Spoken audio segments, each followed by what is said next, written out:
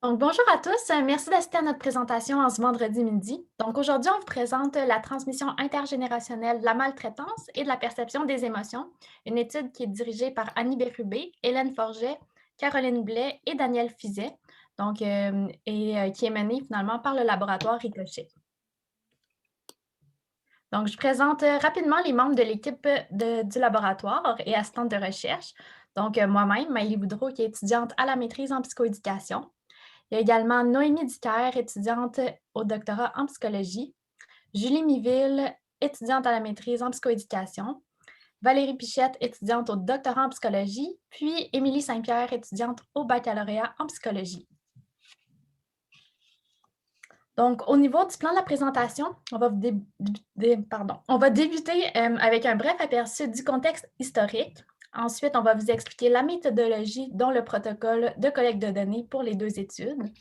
Ensuite, on va voir les résultats des deux articles qui ont été publiés dans des revues scientifiques, donc un dans le Child Abuse and Neglect et l'autre dont l'article a été publié dans PLOS ONE. Puis, on va terminer en vous expliquant un peu nos projets de recherche respectifs qui découlent finalement des résultats de cette grande étude. Donc, tel que prévu, je vais d'abord aborder le contexte théorique pour relever les éléments, en fait, qui seront les éléments importants qui sont relevés durant la présentation. Donc, pour débuter, je vais nommer les différents types de maltraitance. Donc, il y en a 5, les principaux, en fait. L'abus physique, l'abus émotionnel, l'abus sexuel, la négligence physique ainsi que la négligence émotionnelle. Donc, au niveau des conséquences de la maltraitance, plusieurs éléments ont été relevés dans les recherches, dont, par exemple, le vécu de maltraitance chez les mères durant l'enfance peut les conduire à adopter des comportements similaires envers leurs propres enfants. Et même les enfants qui grandissent auprès de celles-ci ont 2 fois plus de risques de subir de la maltraitance. Donc, ici, il est question là, de la transmission intergénérationnelle de la maltraitance. Les mères ayant vécu de la maltraitance durant l'enfance vont démontrer moins de sensibilité envers leur enfant. Et les enfants qui ont vécu de l'abus ou de la négligence vont montrer des particularités dans la reconnaissance des émotions faciales et on démontre que ces difficultés vont persister à l'âge adulte. Pour ce qui est de la sensibilité, qui est un concept qui va être abordé au fil de la présentation, donc la définition de la sensibilité maternelle selon Ainsworth, c'est la capacité d'une mère à percevoir et interpréter correctement les signaux et les communications de son enfant et d'y répondre de façon appropriée et rapide. Donc, on relève qu'il y a 4 composantes essentielles à la sensibilité selon Ainsworth, dont que la mère ait une perception, perçoive en fait là, les signaux de l'enfant, en fasse une interprétation juste et qu'elle puisse lui offrir une réponse appropriée et rapide. Donc, les études démontrent que nous n'avons pas tous les mêmes capacités à reconnaître les émotions. Donc, il y a des différences individuelles dans la capacité à détecter des émotions faciales chez les autres.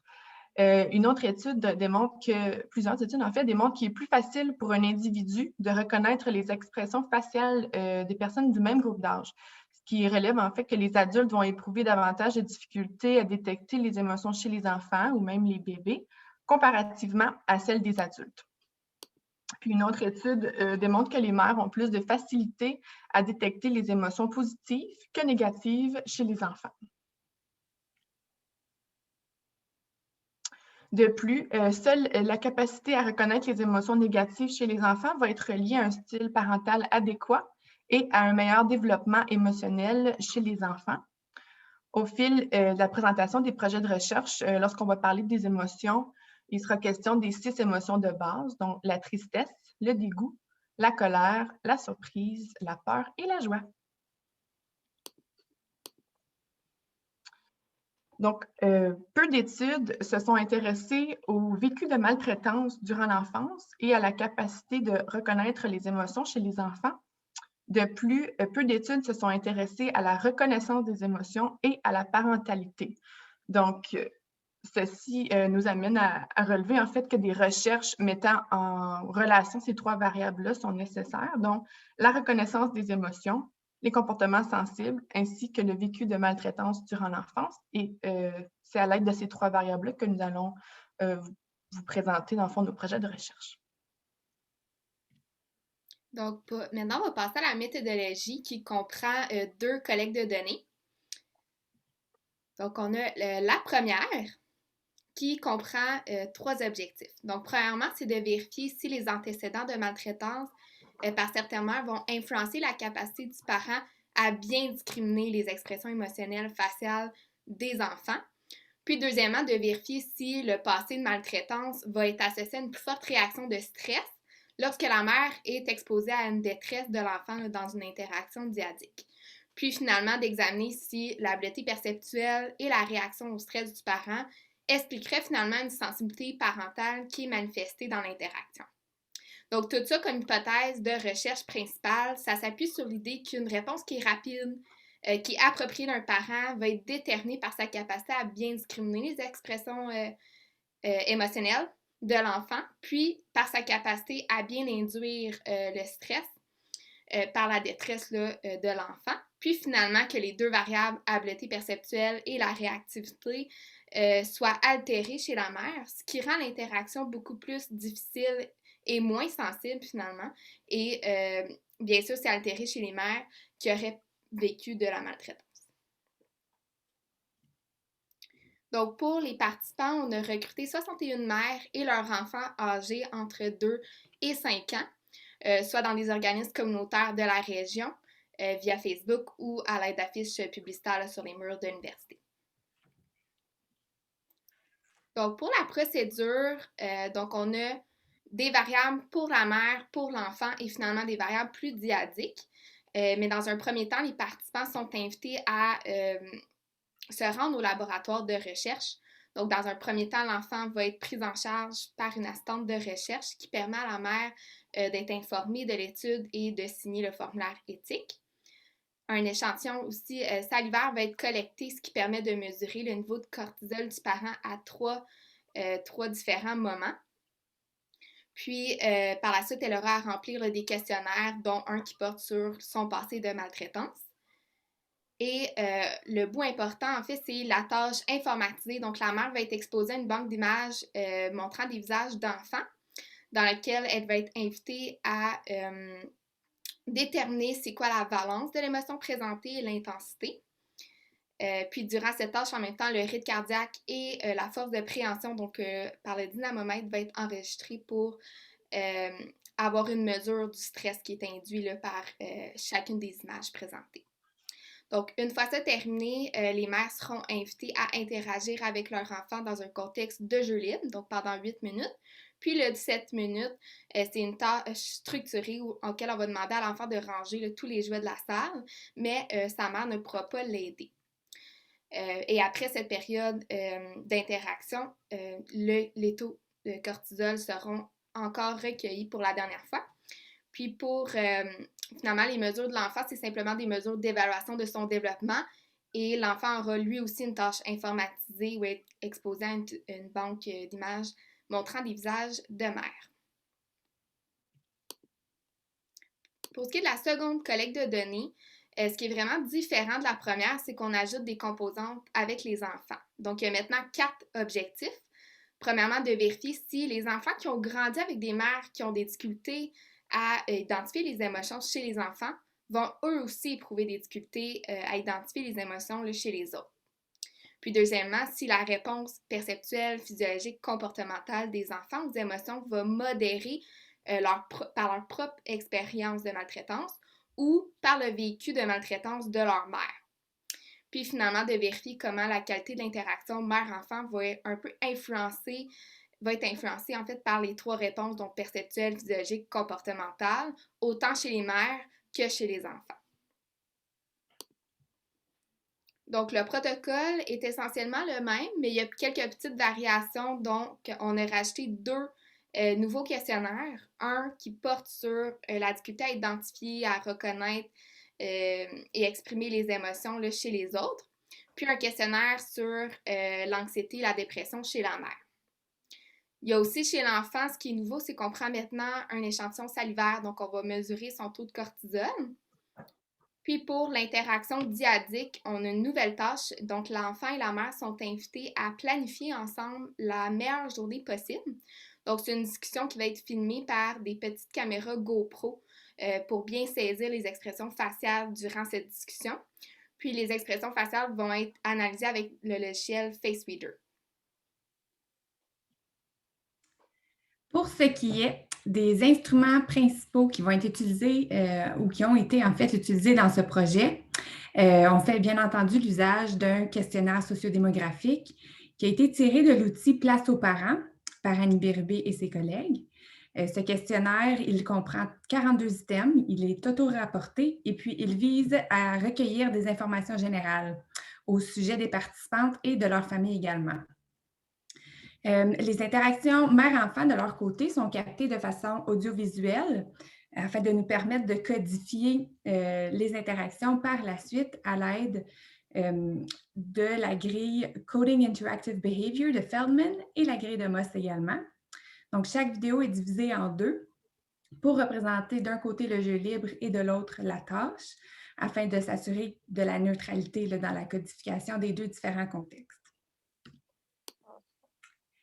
Le vécu de maltraitance de la mère durant la jeunesse est mesuré à l'aide du Childhood Trauma Questionnaire dans sa version courte, traduite et validée.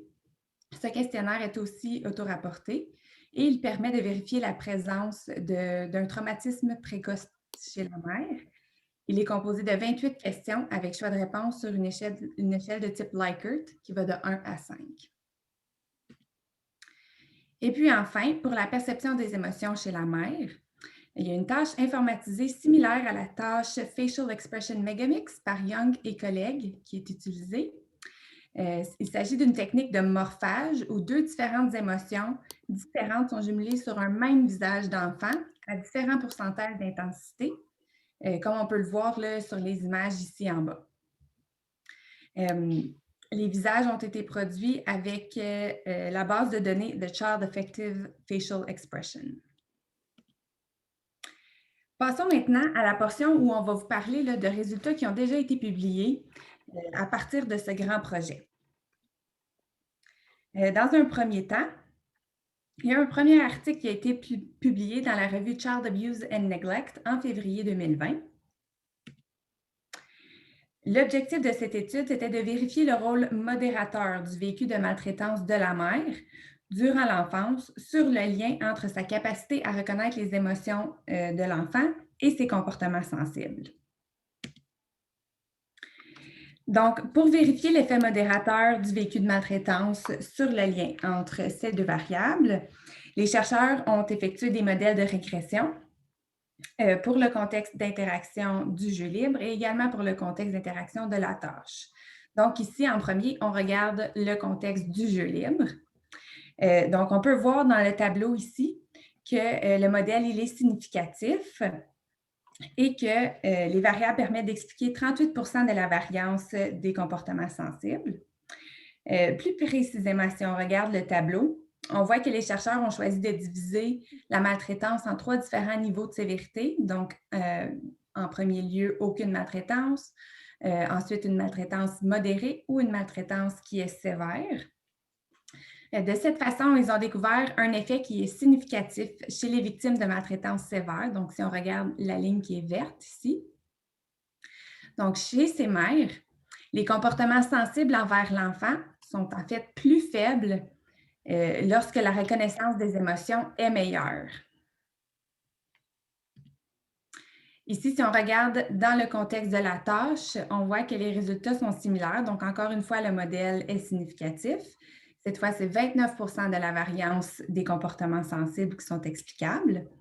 Et puis, si on regarde dans le graphique, c'est encore une fois le même effet chez les mères qui ont été victimes de maltraitance sévère.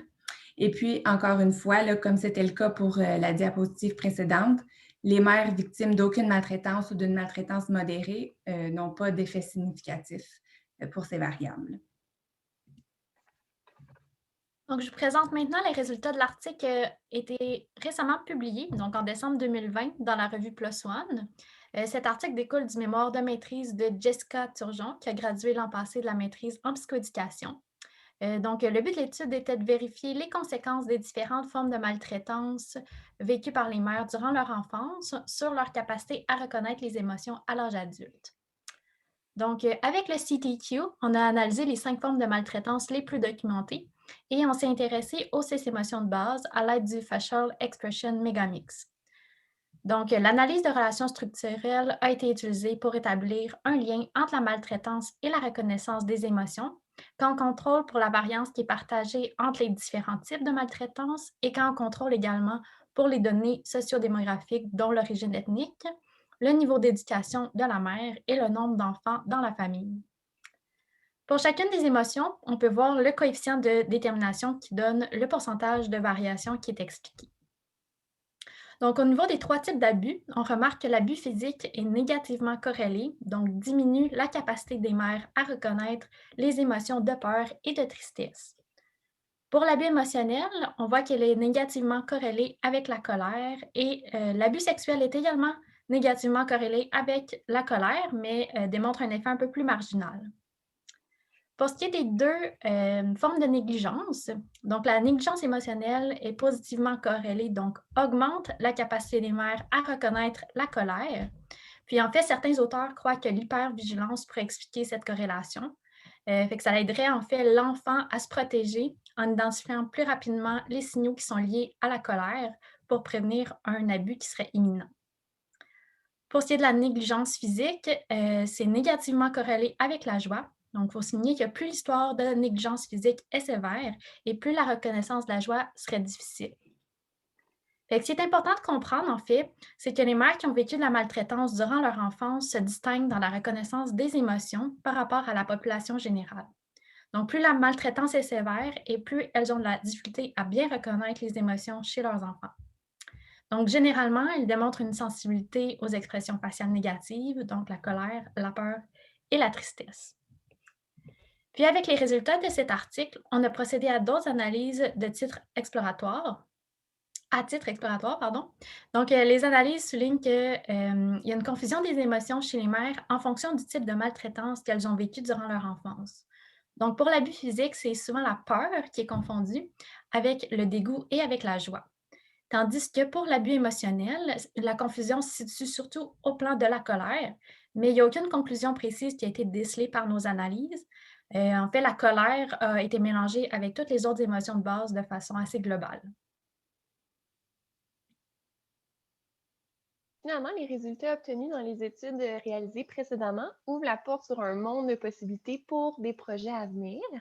En plus, il y a un bon nombre des données récoltées qui n'ont toujours pas été analysées. C'est donc en se basant sur les études précédentes et sur les données obtenues que reposent nos 5 projets respectifs. Donc, je vais débuter en vous présentant en fait mon projet de thèse d'honneur qui porte sur l'effet d'expériences traumatiques sur la réaction physiologique des mères lors de la perception d'émotions. Donc, dans le cadre de mon étude, le terme de maltraitance va être employé sous sa forme générique englobant les 5 principales catégories de mauvais traitements à l'enfance qui a été énumérée précédemment. Donc, tout d'abord, il a été prouvé en fait que les parents ayant vécu la maltraitance montrent des réponses physiologiques différentes face aux signaux manifestés par l'enfant en comparaison aux parents sans historique de maltraitance. Donc, par exemple, l'étude réalisée en 2015 par Compier de Bloch et ses collègues démontre qu'en réponse aux signaux de rire ou de pleurs du nourrisson, les mères qui présentent un passé de maltraitance peuvent être incapables de réguler leur force physique, utilisant donc une force excessive plus fréquemment que les mères non maltraitées. Donc, lorsqu'elles sont exposées aux signaux de leur enfant, la force de préhension des mères tend à augmenter. Le mécanisme en cause serait probablement la réactivité physiologique qui survient à la suite de la perception des signaux émis par l'enfant. Ce phénomène-là peut également se traduire par une augmentation des rythmes cardiaques. Ensuite, il y a une augmentation des fréquences cardiaques en réponse aux signaux de l'enfant qui a été observée chez les parents qui ont vécu la maltraitance à l'enfance, mais également chez les parents très sensibles. Donc, l'étude réalisée en 2013 nous a obtenu ces résultats-là. Donc, peu d'études ont comparé les 2 groupes de mères, soit avec un passé de maltraitance à l'enfance et sans passé de maltraitance, à l'aide des mesures physiologiques comme les fréquences cardiaques. Les études portent majoritairement sur la perception auditive de la détresse, c'est-à-dire les pleurs et les rires d'enfants. Donc, les études actuelles ne considèrent pas vraiment les réactions des mères à la perception visuelle d'émotions d'enfants. Ma question de recherche est donc la suivante. Comment la maltraitance vécue durant l'enfance influence-t-elle la réaction des mères à la présentation d'images d'émotions d'enfants telles que mesurées par les fréquences cardiaques? Donc, comme mentionné précédemment, moi, ce que j'apporte de nouveau avec mon projet de thèse d'honneur, c'est la comparaison des 2 groupes de mamans à l'aide de mesures de variation de fréquence cardiaque. Donc, mes objectifs de recherche sont au nombre de 2. Donc, tout d'abord, j'aimerais vérifier s'il y a une différence dans les fréquences cardiaques de repos et celles lors de la présentation d'émotions. Puis ensuite, j'aimerais examiner s'il y a une différence dans les fréquences cardiaques lors de la présentation d'émotions d'enfants entre les groupes de mères avec et sans passé de maltraitance. Donc, les données qui vont être analysées proviennent de 48 mamans. Dans mon échantillon, j'avais également 39 des mères, donc environ 81%, qui étaient d'origine caucasienne. Les mères présentaient des conditions socio-démographiques considérées comme étant des facteurs de risque pour le développement des enfants, donc une faible scolarité, un faible revenu ou de la monoparentalité. Puis, finalement, dans mon échantillon, il y avait également une minorité de participantes qui avaient reçu un diagnostic de troubles cardiaques dans le passé. Donc, elles étaient au nombre de 3. Ensuite, j'ai 9 mères de mon échantillon qui rapportaient fumer la cigarette sur une base régulière au moment de l'étude et j'avais 8 mères qui présentaient au moins un trouble anxieux. Donc, ces données-là ont été récoltées dans le but de contrôler toute influence possible sur mes données d'électrocardiogramme. Donc, pour mes procédures, évidemment, on débutait par positionner les électrodes de l'électrocardiogramme sur la participante. Ensuite de ça, on prenait les mesures des fréquences cardiaques au repos. Donc, pour ce faire, il y avait une vidéo présentant un paysage qui était présenté à la mère pour une durée de 5 minutes. Pendant que la mère regardait cette vidéo, on s'assurait également de tamiser les lumières dans le local de recherche et de quitter pour vraiment lui permettre d'écouter la vidéo dans une condition la plus relaxante possible. Ensuite de ça, on a pris les mesures des fréquences cardiaques lors de la visualisation d'émotions. Donc, la vidéo présentait différentes intensités d'émotions d'enfants et elle était d'une durée de 3 minutes. Et finalement, pendant la dernière prise de mesure, le rythme cardiaque des participantes a été enregistré en temps réel dans le but d'obtenir une mesure de l'activation physiologique induite par chacune des images présentées à l'écran. Donc, pour ce qui est de mes instruments de mesure, en fait, je vous en présente 2 parmi les 5 que j'ai utilisés, simplement parce que les 3 autres ont précédemment été présentés plus tôt dans notre présentation. Donc, tout d'abord, le questionnaire portant sur les habitudes de consommation, c'est dans ce questionnaire-là que figuraient les questions qui portaient sur la consommation de cigarettes, sur l'activité physique, sur les diagnostics de problèmes cardiaques et la prise de médicaments pour le cœur ou la pression artérielle. Donc, toutes données pouvant influencer nos données d'électrocardiogramme. Les informations ont été récoltées justement dans le but de contrôler toutes les influences possibles de ces facteurs-là sur nos données de fréquence cardiaque. Finalement, le rythme cardiaque a été enregistré à l'aide des 3 électrodes qu'on avait préalablement placées sur notre participante. Enfin, les analyses qui ont été effectuées démontrent qu'il y a eu une interaction entre la maltraitance et les réactions physiologiques aux émotions qui est significative, donc avec un P plus petit que 0.001. Donc, la donnée importante ici dans notre tableau de statistiques est celle qui est encadrée en rouge. Ensuite, après avoir analysé les données de fréquence cardiaque, une association significative a été trouvée pour chaque niveau de maltraitance. Donc, pour un niveau faible de maltraitance, on a un P de 0.05, un P de 0.02 pour la maltraitance modérée et finalement pour le passé de maltraitance sévère, un P plus petit que 0.001. Donc, comme le montre le graphique, les mères qui n'ont pas vécu de maltraitance en enfance et qui sont meilleures pour la reconnaissance des émotions montrent des fréquences cardiaques plus élevées lorsqu'elles visualisent des images d'émotions d'enfants. Donc, la relation est inversée pour les mères qui ont vécu une forme modérée ou grave de maltraitance à l'enfance. Pour ces mères-là, une meilleure reconnaissance des émotions est associée à une diminution de leur fréquence cardiaque. De mon côté, dans le cadre de mon essai doctoral, je vais m'intéresser au lien entre la perception des émotions de la mère et celle de l'enfant, en vérifiant les implications de la maltraitance et l'impact sur la synchronie au sein de la dyade. Donc, mes objectifs pour ce projet seront au compte de 3. En premier lieu, je vais chercher à savoir si le score de reconnaissance des émotions de la mère est en lien avec le score de reconnaissance des émotions de son enfant. Donc, mon hypothèse à ce sujet est qu'effectivement, le score de la mère va être reflété dans celui de l'enfant. Donc, si la mère a, par exemple, un faible score de reconnaissance des émotions, on s'attendrait à ce que l'enfant ait lui aussi un score un peu plus faible. En deuxième lieu, je vais vérifier si le passé de maltraitance de la mère a un effet modérateur ou médiateur sur le lien entre le score de reconnaissance des émotions de la mère et celui de l'enfant. Donc, à ma connaissance, ce serait la première étude à vérifier ce lien. Donc, c'est assez difficile de savoir dans quelle direction les résultats vont se diriger.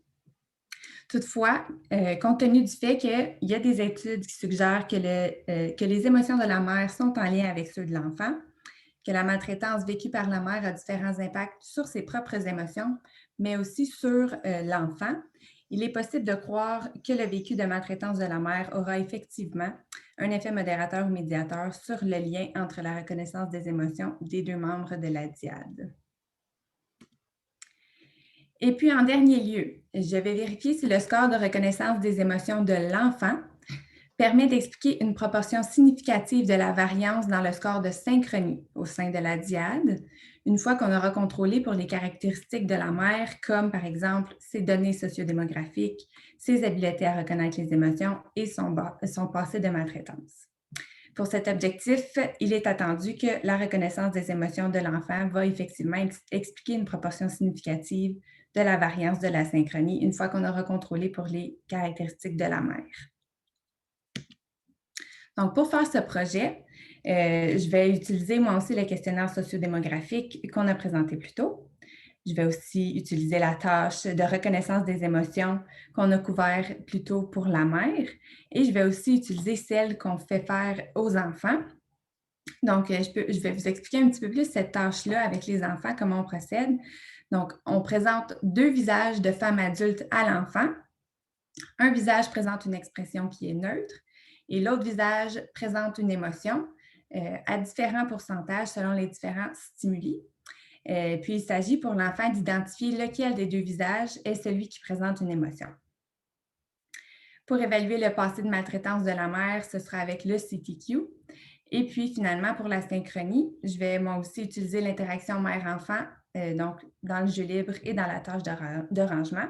Et puis, j'utiliserai la grille de Feldman pour la codification. Pour mon essai doctoral, pour ma part, je m'intéresse aux implications de la reconnaissance des émotions et du passé de maltraitance de la mère, mais sur le lien entre la perspective des mères de leur propre sensibilité et leur comportement interactif comme on observe par les données observationnelles. Donc, cette idée-là de mon projet vient un peu des résultats obtenus dans la plus grande étude avec la force de préhension. Donc, la force de préhension va être mesurée à l'aide du dynamomètre où on va un peu enregistrer l'intensité de la force exercée, donc soit le 100% de la force de la mère, le 50%, lors de chaque présentation d'images, donc présentant les visages d'enfants exprimant la colère et la tristesse. Donc, comme on voit au tableau ici, il y a eu une interaction significative entre les émotions, donc la reconnaissance des émotions de la mère et son passé de maltraitance. Donc, ça explique 23% de la variance. Plus précisément, ici, on voit en fait que pour les mères qui n'ont pas vécu de maltraitance, une meilleure perception des émotions était corrélée à l'utilisation d'une plus grande force sur le dynamomètre lorsqu'elles percevaient l'émotion de colère. Versus, par exemple, les mères qui ont un passé de maltraitance un peu plus sévère ou modéré, il n'y avait pas vraiment de différence significative entre la reconnaissance des émotions et la force qui est exercée. Donc, ce qui laisse croire, en fait, pour mon projet, que les mères maltraitées ne réagisseraient pas de la même façon avec leur enfant. Donc, même s'ils sont bonnes à reconnaître les émotions, la mère ne sert pas plus ou moins fort pour la tâche de dynamomètre. Donc, ça montre qu'elles pourraient ne pas être conscientes de leur comportement sensible. Donc, il y aurait peut-être un désengagement face aux signaux émotionnels de l'enfant. Fait que tout ça laisse croire finalement que l'interaction perçue serait différente de celle qui serait observée. Donc, ça en venu à mes 3 objectifs principaux. Donc, premièrement, je vais explorer le lien entre la perspective des mères à fournir une réponse sensible aux besoins de l'enfant et les comportements interactifs. Donc, ce qu'on s'attend, c'est que les mères vont avoir une représentation plus négative de leur sensibilité perçue comparativement aux mesures observationnelles. Puis finalement, que les mères auront tendance à adopter une réponse un peu plus différente selon le contexte. Donc, le jeu libre serait différent du contexte de tâches structurées. Deuxièmement, ça serait de vérifier si le lien entre donc les 2 variables, la sensibilité perçue et la sensibilité observée, serait modéré ou médié par la capacité du parent à bien percevoir les émotions de l'enfant. Donc, plus la mère a de la difficulté à fournir, à reconnaître les émotions, plus sa sensibilité serait moins, donc elle aurait plus de difficultés. Puis troisièmement, de vérifier si le passé de maltraitance agirait comme variable contrôle dans tout ça. Donc, plus la mère, c'est difficile de reconnaître les émotions, ça va affecter son comportement sensible, mais ça serait expliqué en partie là, par son passé de maltraitance. Donc, les instruments de mesure pour mesurer la sensibilité perçue par la mère, je vais utiliser l'outil Place aux parents. Donc, c'est un outil qui comprend 3 dimensions, mais pour les besoins de mon essai, je vais seulement utiliser la dimension sur la réponse qui est offerte aux besoins de l'enfant. Donc, c'est 22 items auto-rapportés par la mère. Puis pour les comportements interactifs, je vais utiliser la grille d'observation, le Calling Interacting Behavior de Feldman. La perception des émotions, on en a beaucoup parlé, donc c'est la tâche informatique avec la technique de morphage. Puis les antécédents de maltraitance, ça va être le questionnaire auto-rapporté du Childhood Trauma Questionnaire.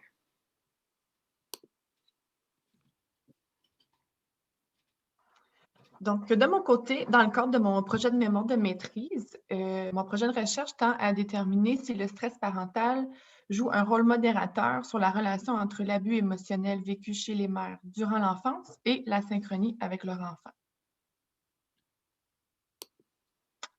Donc, pour répondre à ma question de recherche, mes objectifs de recherche sont au nombre de 3. Donc, en premier, je vais évaluer l'influence que l'abus émotionnel vécu par une mère durant l'enfance peut avoir sur la synchronie entre elle et son enfant. Je vais étudier le lien entre le stress parental et la synchronie qu'une mère développe avec son enfant. Puis, je vais examiner le lien entre l'abus émotionnel vécu durant l'enfance et le stress parental. Et finalement, je vais vérifier si le stress parental peut agir comme une variable médiatrice ou modératrice entre le passé d'abus émotionnel et la synchronie entre la mère et son enfant. Donc, à l'aide des données de l'étude d'une collègue, Amélie Fournier, psychoéducatrice, en regardant en fait le tableau à la gauche, on peut observer que la sensibilité dyadique est plus élevée lors de la période de jeu libre versus la période où il y a une tâche à faire. Ceci démontre qu'il pourrait y avoir qu'il y a une différence significative en fait entre les 2 périodes et ça permet de se questionner si le stress parental serait à considérer dans cette différence. Ce qui m'amène au graphique à votre droite. On peut observer qu'il y a trois lignes, en fait, 3 niveaux de sévérité. Donc, celle avec les petits bouts en cercle, c'est la ligne qui représente les mères n'ayant vécu aucune maltraitance. Celle avec les bouts avec des petits diamants, les mères ayant vécu de la maltraitance de niveau modéré. Et celle avec les bouts avec des carrés, les mères ayant vécu de la maltraitance avec un niveau sévère de maltraitance. On peut observer qu'il y a une relation négative significative entre la sécrétion de cortisol et la sensibilité dyadique durant la période de jeu libre chez les mères qui ont vécu de la maltraitance. Et suite à ces découvertes, je pourrais de mon côté approfondir les recherches en tenant compte des 2 périodes de jeu.